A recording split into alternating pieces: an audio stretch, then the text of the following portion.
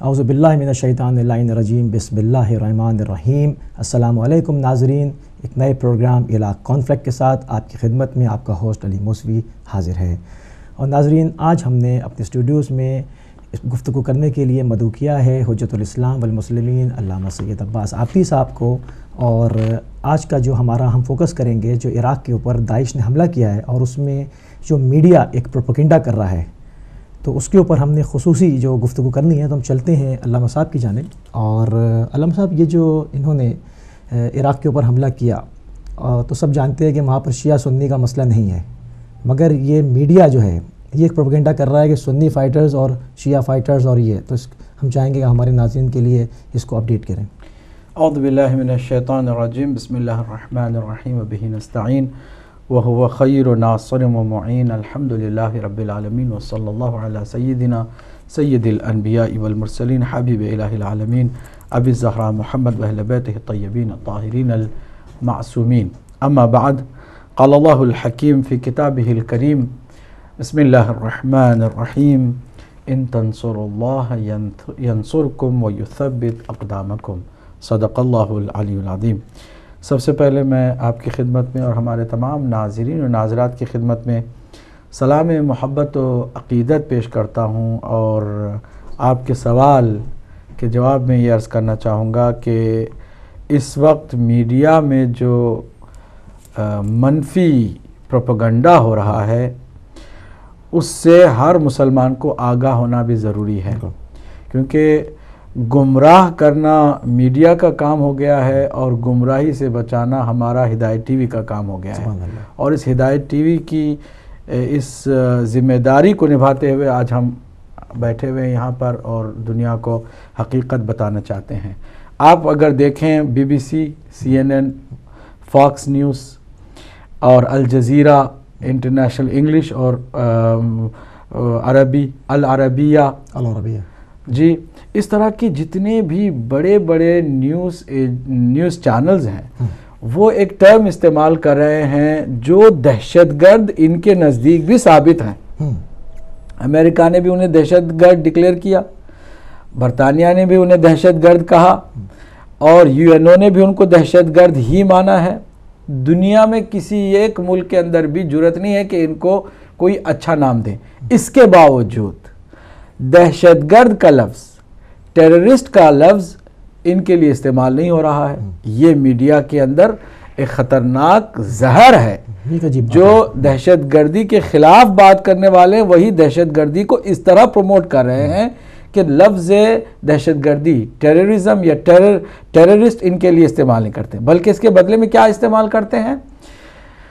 سنی جہادسٹ۔ جب بھی آپ نیوز سنیں سنی جہادسٹ نے حملہ کیا، آج فلاں ٹون کو لے لیا، آج فلاں اس نے یہ کارروائی کی، جو سنی جہادسٹ۔ میں کہتا ہوں کہ اس ایک بار بار پروپیگنڈے کی وجہ سے اگر ساری امت مسلمہ کھڑی ہو جائے اور یہ کہے کہ بھائی یہ اہل سنت ہم ہیں، یہ سنت سے ان کا کوئی تعلق نہیں ہے، تو فرض بنتا تھا ان کا کہ کھڑے ہو جائیں، لیکن کسی کے سر پہ جوں ہی نہیں رینگتی ہے، کسی کو اس کی کوئی پرواہ ہی نہیں ہے، تو ہمیں کہنا پڑتا ہے کہ بابا یہ سنی نہیں ہے، سنیت سے ان کا کوئی دور دور تک تعلق نہیں ہے۔ ٹھیک، تو پھر کیا استعمال کرتے ہیں یہ؟ آگے کہتے ہیں ان کے مقابل میں شیعہ ملیشیا ہے، شیعہ ملیٹنٹ ہے، یا پھر اب آپ جب نوری مالکی کا نام لیتے ہیں تو نیوز میں کبھی بھی یہاں پر ڈیوڈ کیمرن کے لیے نہیں کہتے ہیں کہ Christian prime minister of Britain, کبھی نہیں کہتے کہ Obama Christian president of America, حتیٰ کہ ابھی مودی جو ہندو ایکسٹریمزم سے اوپر آیا ہے اس کو بھی یہ جب کہتے ہیں پرائم منسٹر مودی تو یہ نہیں کہتے prime minister Hindu prime minister of Modi, یہاں اس کے مذہب کے ساتھ جوڑ کر اس کی بات نہیں کرتے۔ لیکن جب بھی نوری، یہ میڈیا میں یہ ہوتا ہے، جب بھی نوری مالکی کا نام لیں گے کہیں گے شیعہ پرائم منسٹر آف عراق نوری مالکی۔ ان کو شروع سے ہضم نہیں ہو رہا ہے۔ ہاں نہیں، یہ کیوں؟ ہر جگہ آپ کسی بھی پرائم منسٹر کے پریزیڈنٹ کے مذہب کے ساتھ کسی کا نام نہیں لیتے، خاص یہاں پر کیوں لے رہے ہیں؟ پھر یہ ہے کہ شیعہ حکومت، شیعہ گورنمنٹ، شیعہ کلرک آیت اللہ العظمہ سیستانی، شیعہ کلرک آرڈرڈ شیعوں کو کہا کہ تم سنی ملیٹنٹس کے یا سنی ریبلز کے یا سنی جہادسٹ کے خلاف جو ہے وہ دفاع کرو۔ یہاں پر بار بار شیعہ سنی کا لفظ استعمال کر کے میڈیا یہ چاہتا ہے کہ زہر ایسا گھول دے اور اس آگ کو فتنے کی اور مزید ہوا دے اور بھڑکا کر کے سنی شیعوں کو پورے مڈل ایسٹ کے اندر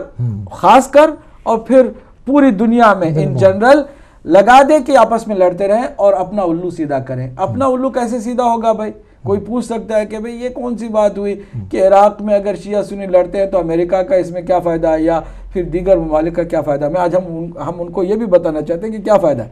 فائدہ بنیادی طور پر ہے کہ اس ملک کو اگر یہ 3 حصوں میں تقسیم کر دیں گے،